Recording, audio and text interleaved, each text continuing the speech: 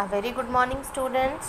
So in our today's English class we are going to start our next chapter, that is the blind man and the elephant. ठीक है, हम नया chapter start करने वाले हैं. So let's get started. It was 6 men of Hindustan, to learning much inclined, who went to see the elephant, though all of them were blind, that each by observation might satisfy his mind. So what happened? 6 persons of Hindustan started learning about something new. Okay, their tendency towards something new was about learning. They were actually trying to learn something new. 6 लोग थे जो हिंदुस्तान से थे और वो actually क्या थे? Blind थे, उन्हें आँख से दिखाई नहीं देता था, बट वो कुछ नया सीखने की तरफ अग्रसर थे, यानी आगे बढ़ना चाहते थे, कुछ नया सीखने चाहते थे.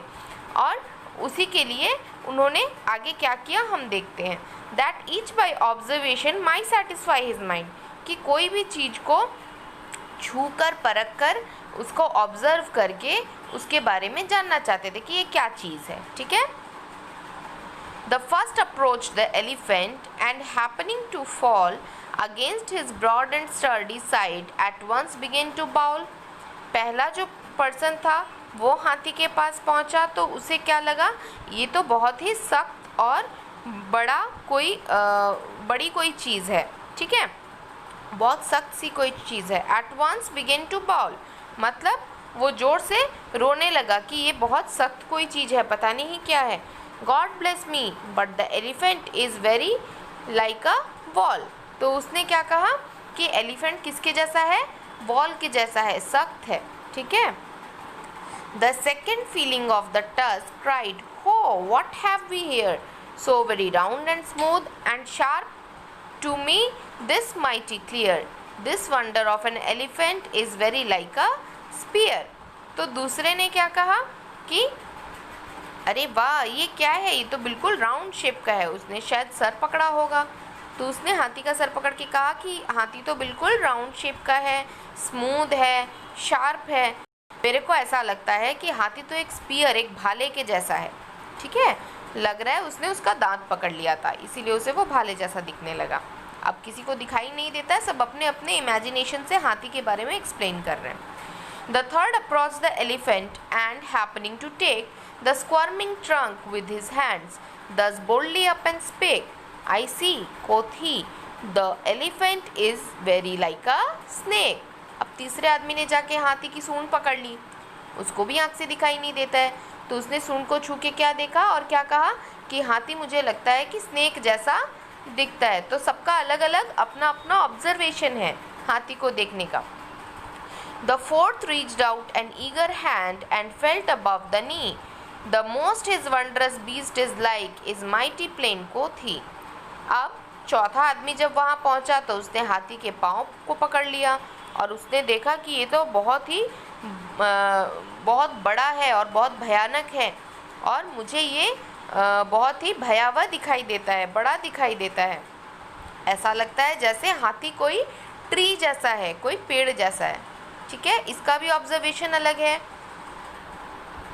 The fifth who chanced to touch the ear said, "Even the blindest man can tell you this resembles most. Deny the fact who can. The marvel of an elephant is very like a fan." पांचवें आदमी ने जाके क्या पकड़ा? हाथी का कान पकड़ लिया. तो उसने क्या कहा, ये तो कोई अंधा आदमी भी देख के बता देगा कि हाथी किसके जैसा दिखता है. ये तो एक पंखे जैसा दिखता है, क्योंकि उसने उसके कान को पकड़ा था जो एक पंखे जैसा दिख रहा था उसे, तो उसे लगा हाथी किसके जैसा लगता है? पंखे जैसा. Now the last person. The sixth no sooner had begun about the beast to grope, then seizing the swinging tail that fell within his scope, I see, quoth he, the elephant is very like a rope. अब जो छठा और आखिरी आदमी था वो कहाँ पहुँचा? हाथी की पूँछ की तरफ, और उसने हाथी की पूँछ को अपने हाथ में लिया. तो उसे क्या लगा कि उसकी हिलती हुई पूँछ उसे एक रस्सी जैसी दिखी, और उसने कहा कि हाथी तो एक रस्सी जैसा दिखता है. तो 6 आदमी के हाथी के बारे में 6 अलग अलग तरह के ऑब्जर्वेशन है यहाँ. and so these men of Hindustan disputed loud and long, each in his own opinion exceeding stiff and strong. सब अपने अपने मत पर कायम थे, जिसने हाथी को जैसा पाया वैसा ही बताया.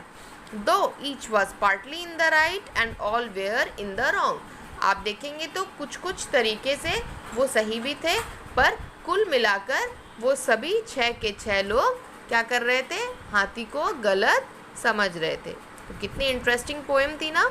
ठीक इसी प्रकार जैसे उन्होंने हाथी को गलत समझा, वैसे ही हम अगर बिना सोचे समझे परखे किसी भी इंसान के बारे में कोई इमेज बना ले, कोई धारणा बना ले, तो वो भी गलत होती है.